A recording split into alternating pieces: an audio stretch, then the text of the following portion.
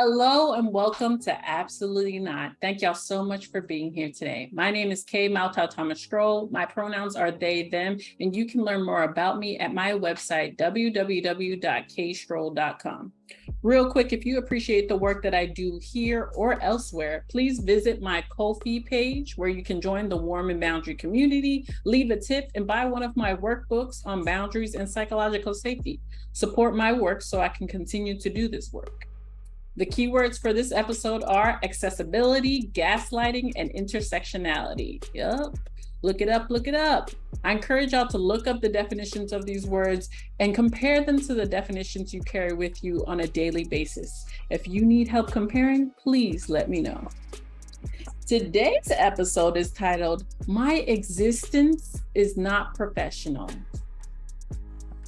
Yep. With Mondo Vaden, he, they. Mondo is a deaf, Black, trans, intersectional librarian, artist, and activist. They have over 15 years of experience in tech, data, libraries, and connecting people with information and resources. He finds creative ways to support mutual aid and his various communities. His work as a librarian and drag king operates with intersectionality at the forefront. Making complex subjects accessible is a passion of his, and he looks forward to helping people find the information they need.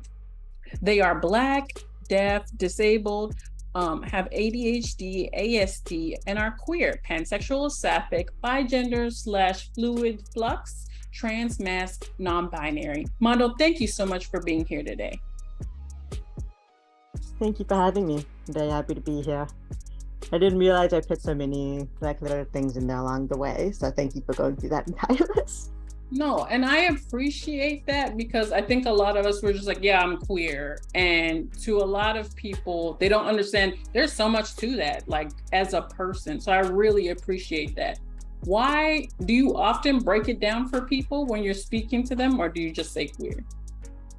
I usually break it down because I feel like for myself, these are all things that I can't ignore, I can't deny, I can't excuse. And they're not even things that I can hide. They're not things I can hide. I can't pretend to not be Black or disabled. And I find that in being more honest and transparent about who I am and how I live and my identities, and when I feel safe to do so, has gotten me a lot more interpersonal connections that have really enriched my life. Like, for example, this is actually what inspired my work. My work as an intersectional librarian centers specifically around creating and developing the Library of Intersectionality, which is a library I founded to basically do research and provide resources for people who are living intersectional experience, by which I mean, maybe they're Black and they're queer, or they're Black and they're disabled. I usually focus specifically on Black people of marginalized genders in this work because it helps me have a basic framework to build on for everybody, in all other cultures. I've always started at my own core. But as I was saying, for example, me talking about my ADHD and searching for resources to help me address that intersectionality in my own life and find support in that way led me to Renee Brooks, for instance, who does this page called Black Girl Lost Keys.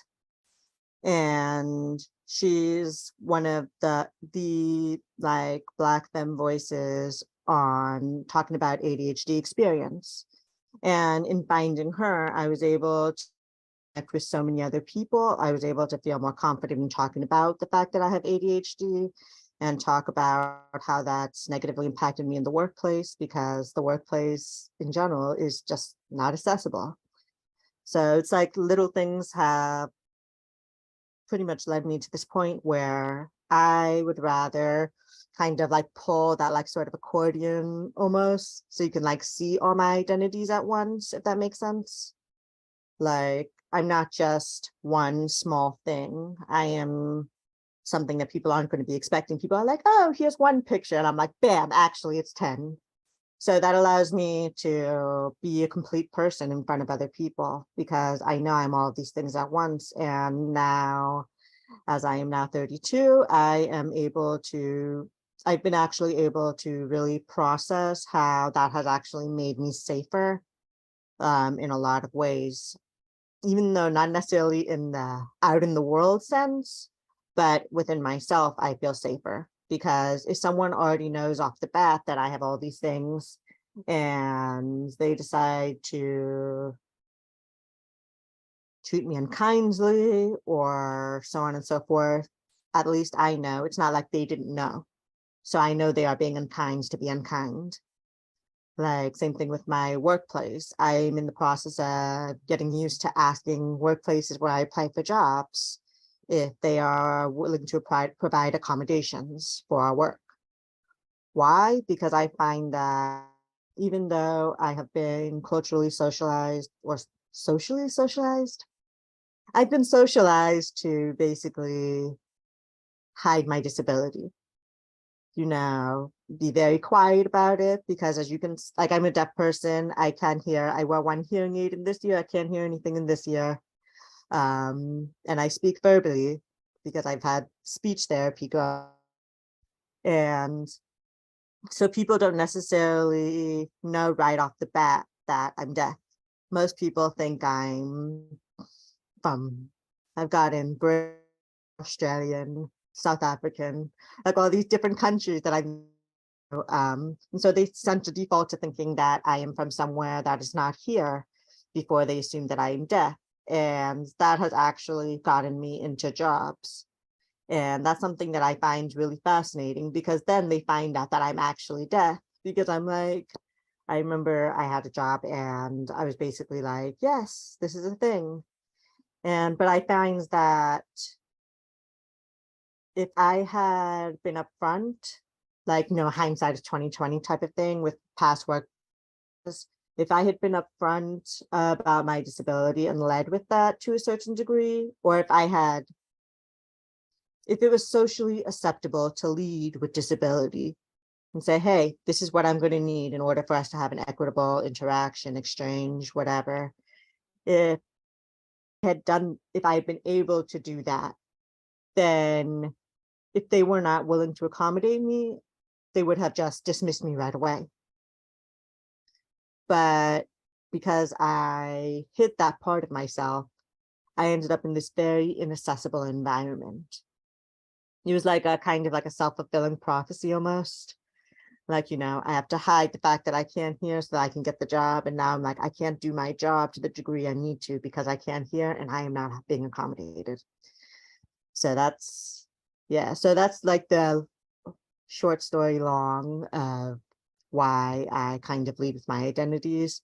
I feel like it gets things out in the open. I don't feel like I have to out myself again later and spend all this time in the start of a or professional relationship. Well, I don't really talk about this stuff in professional settings as much, but for today's context, it makes sense.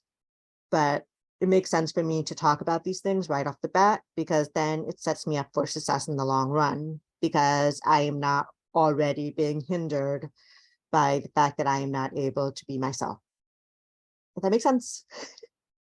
That makes a lot of sense. And I'm really grateful that you put the two folds in front of us. Like, on one hand, you need to be able to share with people that you need accommodations and this is who I am and please don't discriminate against me. But on the other hand, I need a fucking place that's going to accommodate me. Like, they have the ability and processes in place that are going to accommodate me. But if we don't have that conversation in the beginning, then it's gonna fall to shit. Like, the shit's gonna hit the fan regardless. I love that you talked about knowing yourself at your own core and all of your intersections and kind of staying in your own lane for that, even when you work with other people. Like, who you are as a trans mass non-binary person, and as a deaf librarian, so you don't really like, okay, that's y'all's lane. I'm good, definitely gonna help, we're definitely gonna connect, but I want you to be able to speak for yourself. Why do you do that? Why is that so important to you? For me to be able to speak for myself? to allow other people to speak for themselves in their own intersections. Yes, I find that to be very important because we can only ever really speak on our own experience. Because, for example, I find that the more as time goes on, like trying to figure out, okay, what, like, especially with boundaries, trying to think of like, okay, what do they need? What do I need? And I find that, well, for me, I know that I need to be acknowledged as a whole person. So therefore, it makes sense for me to feel that other people would also like to be acknowledged as a whole person. But that doesn't necessarily mean that everybody is going to be as forthright as I am. Not everybody's going to want to shut that out. So many people I find still have difficulty considering themselves disabled, for instance. A lot of people will refuse to call themselves disabled because there's such a negative stigma around it, even though, because I've had friends who have depression, I've had friends who have physical disabilities, even if it's just something like chronic pain, and they will not consider themselves disabled, even though this literally affects their entire life. They have to adjust their entire life. And so for myself, I know what I need, I know what I want. And so when I see other people navigating their own intersectionalities, I can't speak for them. So if I'm able to, okay, well, this is what I need, and this is what my accommodations are, this is my lived experience, what about you? And then they might feel more comfortable telling me all these things because I led with that. And then that automatically means we got like a bunch of awkwardness out of the way. Like, for example, like myself as someone who's very neurodivergent, I like to get that out of the way because usually when I come across other neurodivergent people out in the wild, the second I like say that, I have ADHD or I have ASD or I'm neurodivergent, the relief is palpable. Like, and they automatically become that more comfortable. I feel like it's always an honor to see someone kind of take their mask off before your eyes, so to speak, and knowing that you make them feel comfortable enough to be themselves. And so for example, something that has really taught me a lot about this, I run a Black queer disabled virtual variety show. It's specifically like arts focused. It's completely virtual. All of our performers create their work wherever they are. And then I produce it and put it together, and then we show the world. And doing this work has actually helped me really do exactly what you just mentioned in allowing other people to speak for their intersectionalities. Because, for example, I do not consider myself to be an instructor or anything. I am a facilitator, because all of these different artists that I work with, they specifically each have their own deeply unique style of art. Like, for example, the show has 3 different poets, but these 3 different poets have such vastly different backgrounds, vastly different styles, and they all have completely different disabilities. They all have completely different backgrounds as being Black people in America. They have completely different backgrounds being queer Black people in America. And so like we get all this together, and because we are willing to be, yes, I'm Black, I'm queer, and I'm disabled, and this is my life, and yeah, I make art too.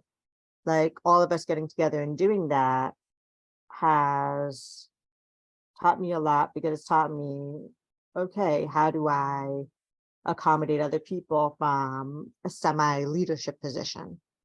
I actually had a performer once to express their moral concerns about something that we were doing.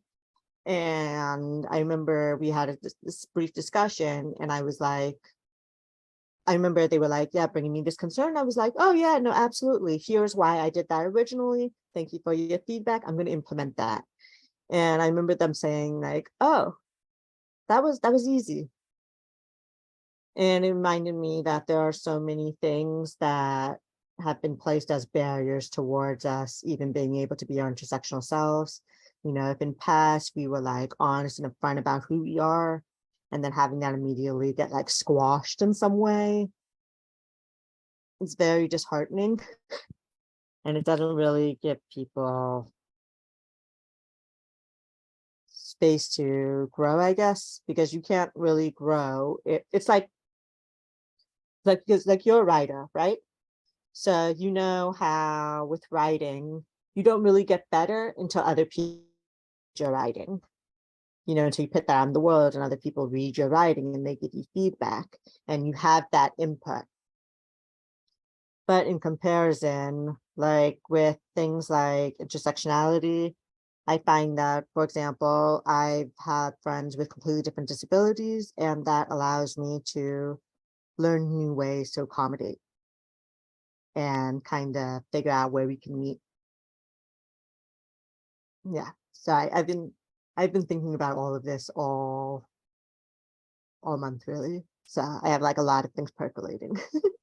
And I'm glad, I'm so happy that you're able to share them here. One of the things I wrote down is your distinction that you're not an instructor, you're a facilitator. And I think that's such a beautiful distinction that you know about yourself. When did you learn that about yourself? That you don't want to like tell people what to do, you just want to be there to facilitate the space? I think it was my desire of I don't want to be a boss. I don't want to enforce that sort of power structure in my own life where I feel like I have to be responsible in that way, where I have to deal out discipline and structure. Like, I'm already planning on being a parent later in my life. So that's already going to be enough authoritarian whatever for me. Like that's enough power for me. So being a facilitator, I much prefer that because it's kind of saying, well, I have these resources and abilities, and I want to help people do whatever it is that they want to do. Like with the Black Violet, you always like, as a Black queer disabled person, I don't have that many opportunities to show my art. But in comparison, like say, I was like, okay, if that's how it is for me, that means that's how it is for other people too, probably. So if I have the resources and the ability to put together a show, and all other people have to do is do what they do best, which is make their art and send it in, then that makes me feel like I've done well. Like I've gotten this participation from multiple people. I've gotten people excited. And I also feel that I'm a facilitator gives me more freedom as well, because I am not trying to control. As a producer for a show, I am not trying to control the art.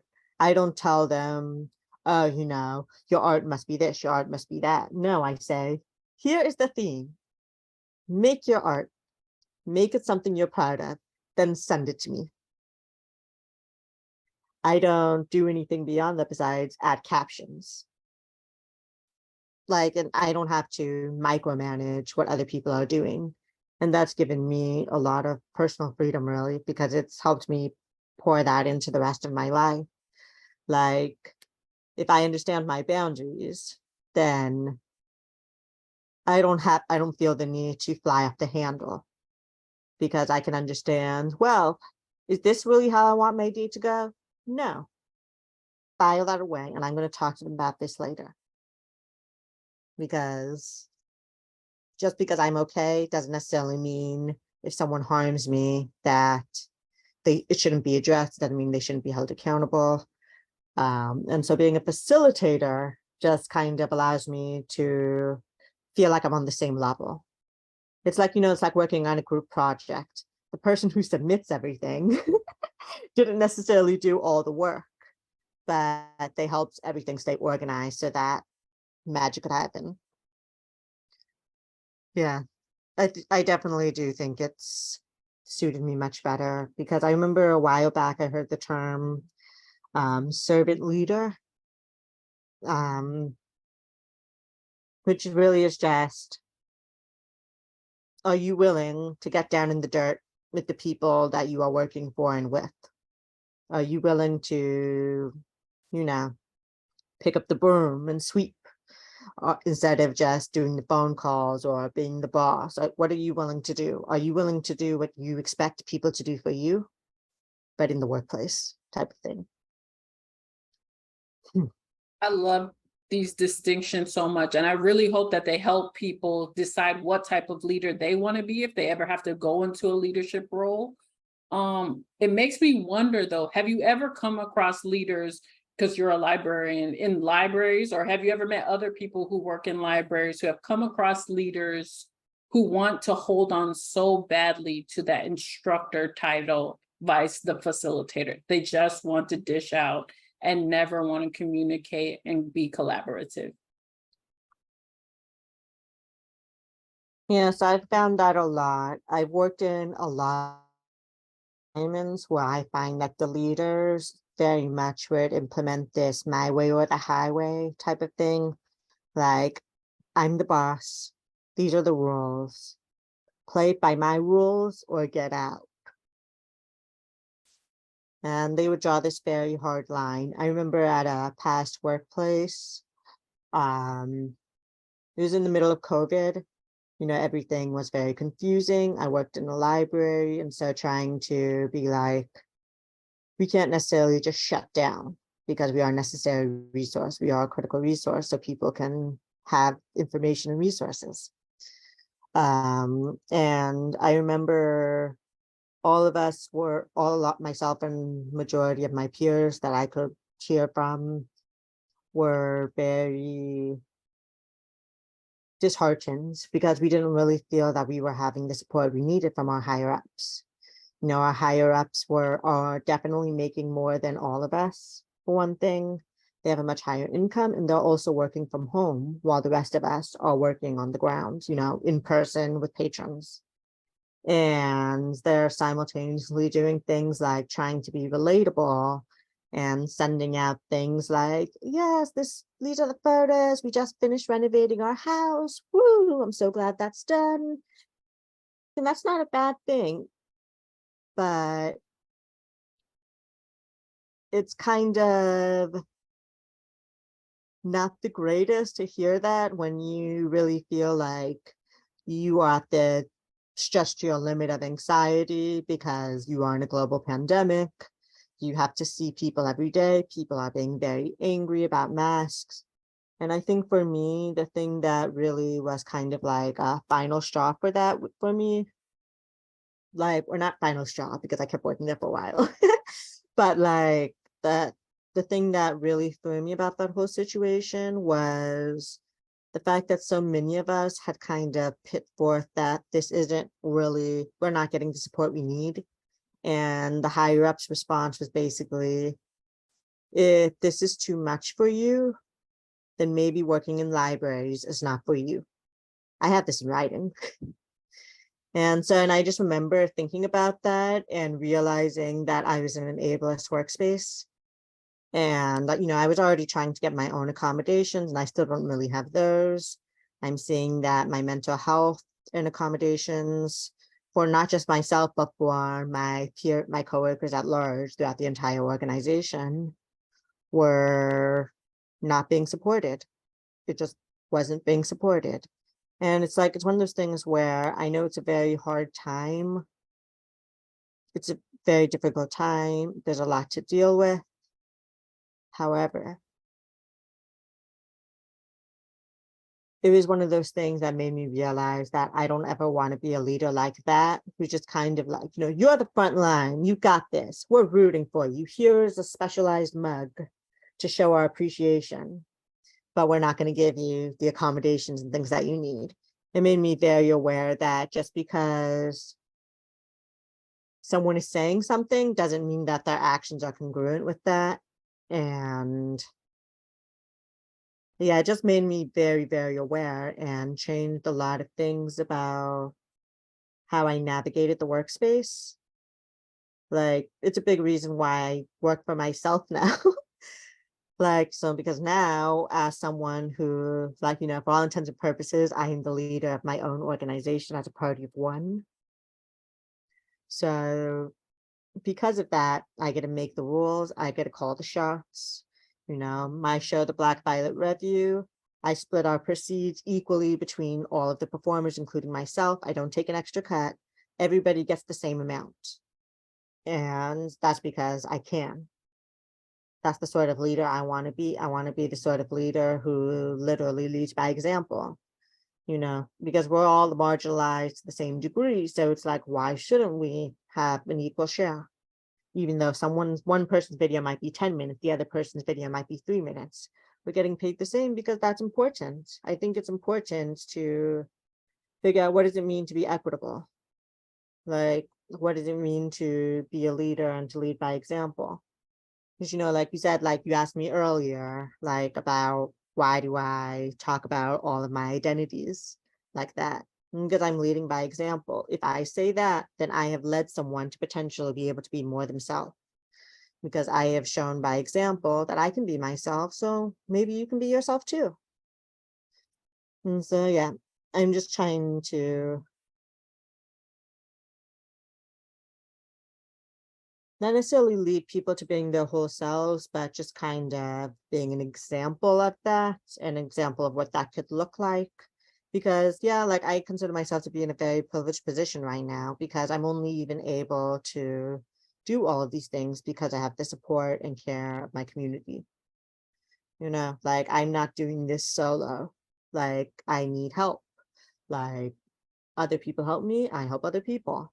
Like, and it's just community. I had someone ask me, or sorry, they like thanked me for helping them shut down an event once.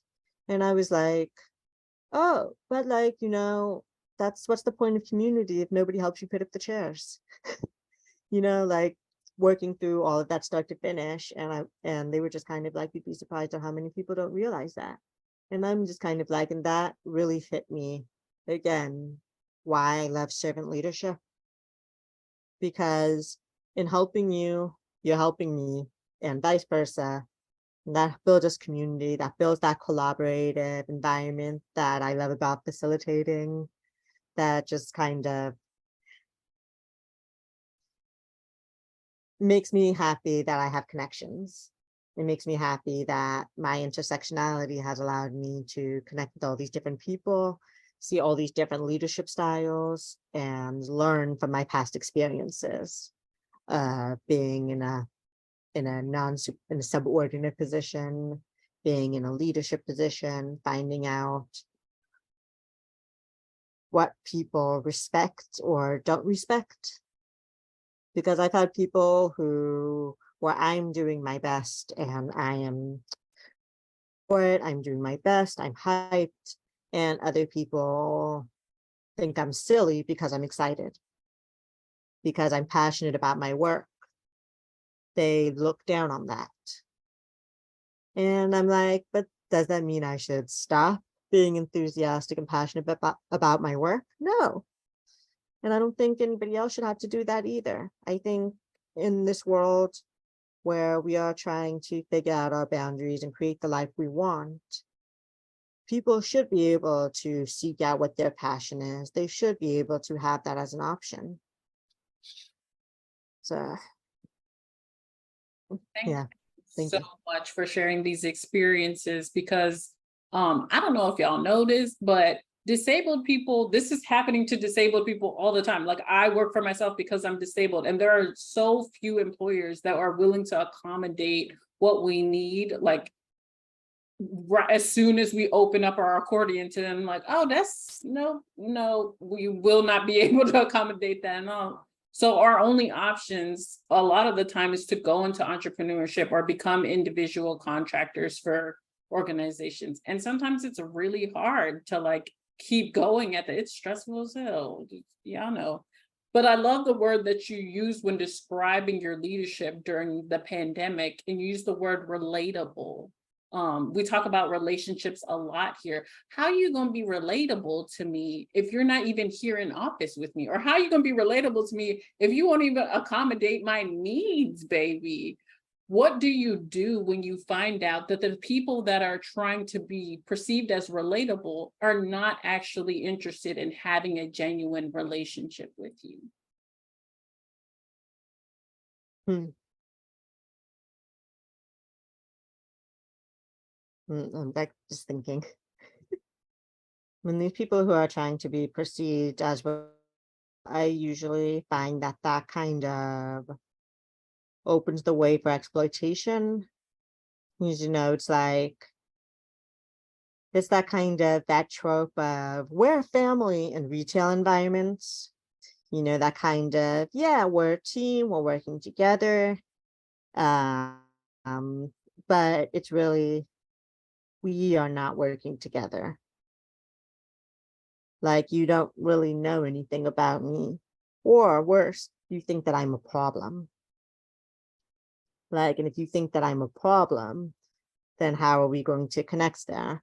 Like if your viewpoint of me is specifically as a tool of what I can do for you, and I'm picking up on that, how are we supposed to have a relationship when I can feel that you are using me?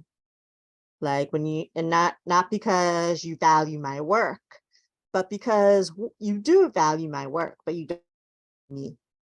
Like you don't want me around for the long term. You want me here so I can provide this service for you that you cannot do yourself. And because I don't know better, I'm willing to accept less than I am worth. And you know this because you know how I live my life. You know, I have all these different identities. And when people have this understanding already, uh, basically, I find that, sorry, let me summarize what the jumble in my head is saying. Basically, I find that people in positions of power are very aware that they are in a position of power. As someone who has been trying to do my own projects, like the Library of Intersectionality, like the Black Violet Review, I I have been very aware that I am in a position of power. Like, you know, like at the Library of Intersectionality, whatever I put on there needs to be a good resource. It needs to be able to, you know, for example, let's say it's a resource for Black deaf people. I need to make sure it's not, say, queer phobic, for instance. You know, is this gender neutral language in here? You know, because someone who's Black, deaf, and queer is also going to be looking for that type of resource. But if it doesn't feel inclusive to them, are they still going to want to use it? Like little things like that. But so that's like a big responsibility. But so that's like, sorry. I just get very excited and I'm like everything at once. But like, so that's me in a position of power. I could just dial it in and just throw whatever on there, but that would not create this good resource. So that is responsibility. That is power because I'm providing this information. With the Black Violet Review, I could say something like, oh, well, you know, I could give myself two cuts, you know, as someone who's performing in this and as the producer who's doing all this legwork in the background. But I don't because I don't agree with that. Like I'm the one who wanted to do all of this in the first place. You know, like so it makes sense for me to get the same. And it's like, and I'm very aware that I have the power to do that. You know, I'm not like sharing my bank statements, for instance. That means my performers trust me. They trust me to do this in an equitable way. And I take that trust very, very seriously. But it does put me in a position of power because I'm the one who's doing the talking. I'm the one who's doing all of that. And so as I but at the same time, because I actually consider some of my performers to be friends. And I don't think that would be possible if I was not an equitable producer.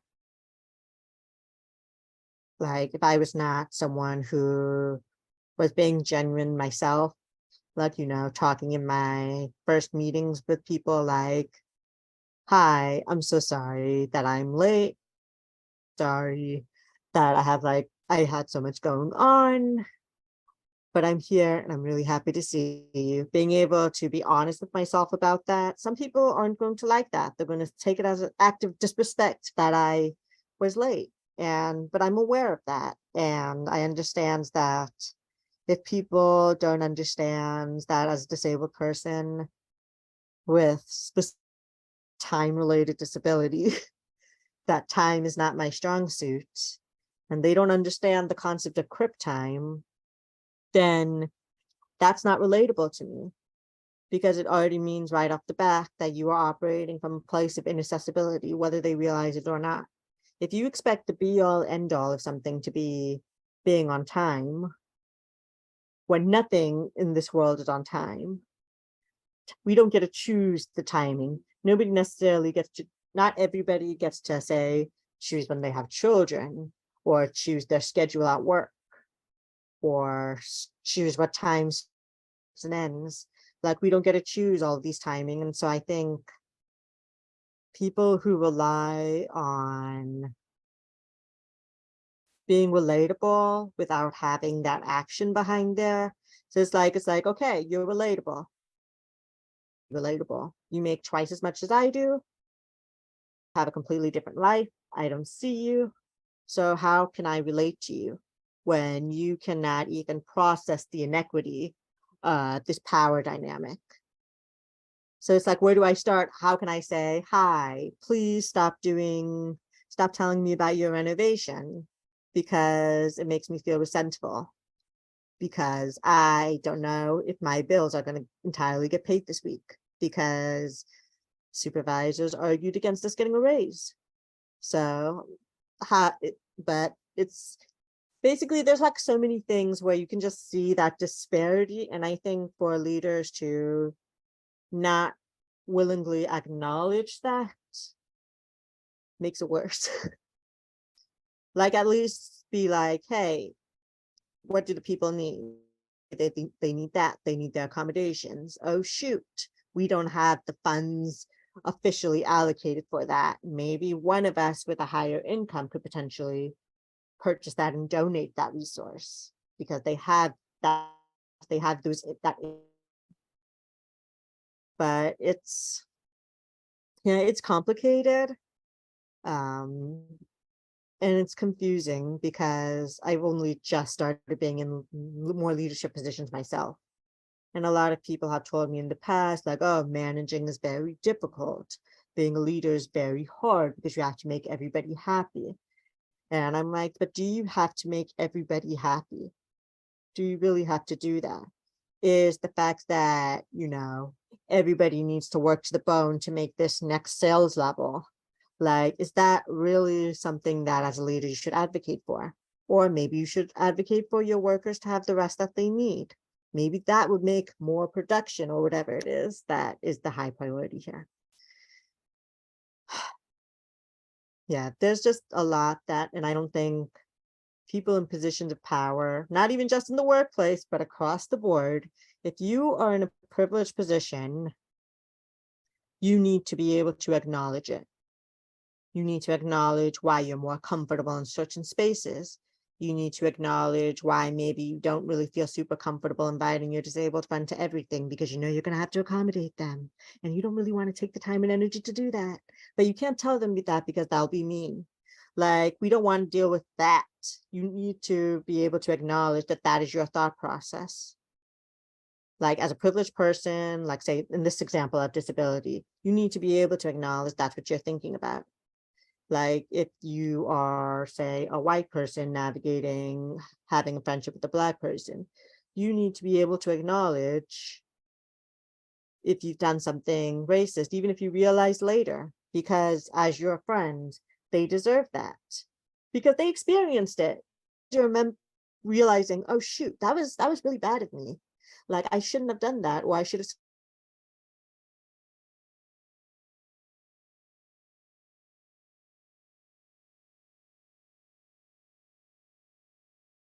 You can have a say about whether or not good or bad things happen to people who don't have your privileges. And that would be much more relatable, honestly. I really appreciate this, because people who are not leaders and people who are leaders are going to hear this and take a lot from it. They're going to take that you have to have action behind the things that you say, or that trust, even if it's mandated at the beginning because you're in a position of power, so I have to trust you, you sign my paycheck, is going to dissipate. Like, at some point it's just going to disintegrate, because you constantly aren't doing like your words are not aligning with your actions, and I have to see it every fucking day. So why am I going to continue to trust you?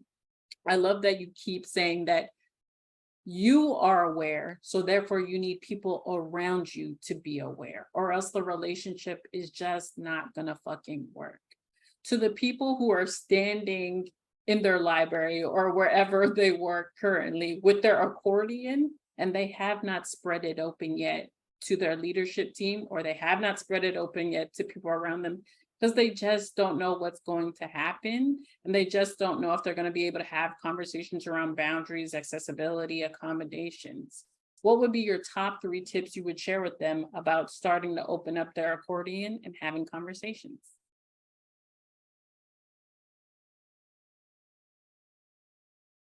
Guys, I was muted.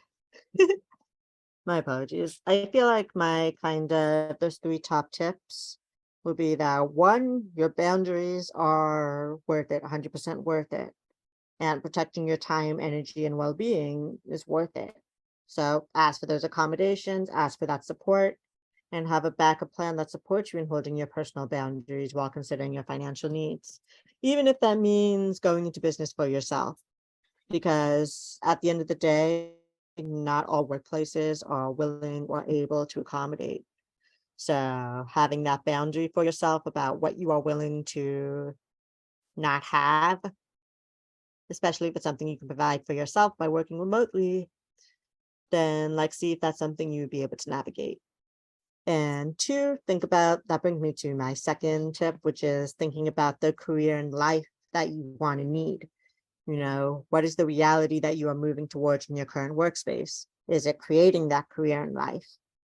And if it's not, then what can you do to evaluate that?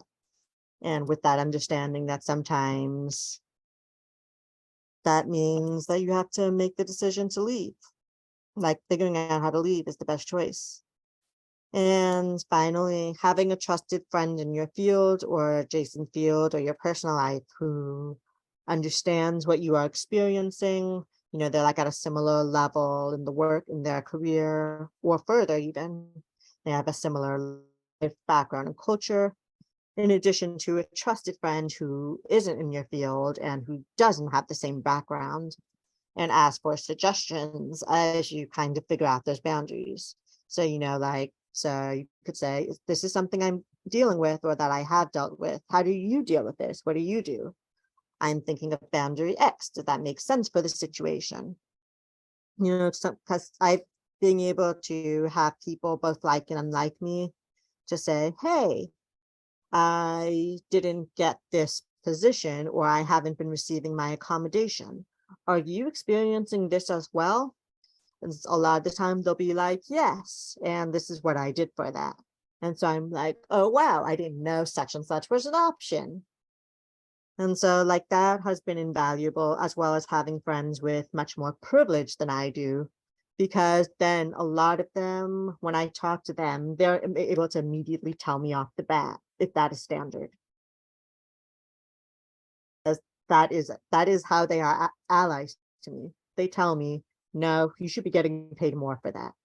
No, that is out of line. That's too far of a push. Having all of that allows me to kind of have more than just my own worldview. And it allows me to be relatable, really, because it's me saying, hey, I need support. And it gives someone else the opportunity to support me the same way I support them in other things. I think those would be my top 3 tips. I love these tips because it's going to be a lot of internal work to do these tips. Where are we going with this career? Why are you staying at this job for so long, even though they treat you like absolute garbage? Is it worth it? Absolutely. Go back to number 1. It's your boundaries are always worth it. And the trusted friend, specifically in your field, that's amazing. And having other people who have more privilege in the field so that you can bounce off of people, I've never even thought about that, but that's probably something I should be doing immediately. So thank you so much for bringing that here. Do you have any last minute sprinkles for the audience? So in terms of sprinkles, I do have like my business pages that kind of, where some of them I kind of like my shit, so to speak. I like talk, say what's on my mind, and I share things about like the projects I do. I share resources for mutual aid, so on and so forth. And so I'm under Mondo Connections on LinkedIn, Instagram, and Facebook. I have my website, which is at mondoconnections.info. And I kind of help provide like research and on pretty much any topic, diversity, equity, and inclusion, and accessibility consulting for individuals and small businesses, which also includes like virtual assistant services in addition to writing. And as previously mentioned, I produce the Black Violet Review, which is my Black queer disabled virtual variety show, which I produce under my artist persona, Mondo Millions. And I'm also on all platforms as Mondo Millions as well, but not LinkedIn. Like I like to keep my Mondo Million stuff for the fun pages. Yeah. Oh, and one last thing. I actually, like, I've talked a lot about boundaries and stuff. I recently had my first book chapter come out in this book called Trans and Gender Diverse Voices in Libraries. It's being sold by Litwin Books and like Library Juice Press. But basically it details a lot of information about different experiences of people like me in libraries, specifically trans people in libraries. And for me, I talk about my own experiences with that and how that kind of helped me figure out a lot of the things that I've talked about today. You know, I really had to go through it in order to understand it for myself. So yeah, so I just wanted to share that. And it's like a solid hex there too. So you get to read about a lot of different perspectives. So while it's library specific, there's going to be a lot in there that I think would help people in a lot of different fields, because I haven't seen a book quite like this before. So thank you for letting me put the sprinkles in. Love that so much. And all of that information, all of his information will be in the show notes when this episode is published. So go ahead and check out the show notes. But to everybody listening, keep saying absolutely not to anything unaligned, and we will see you next time. Bye.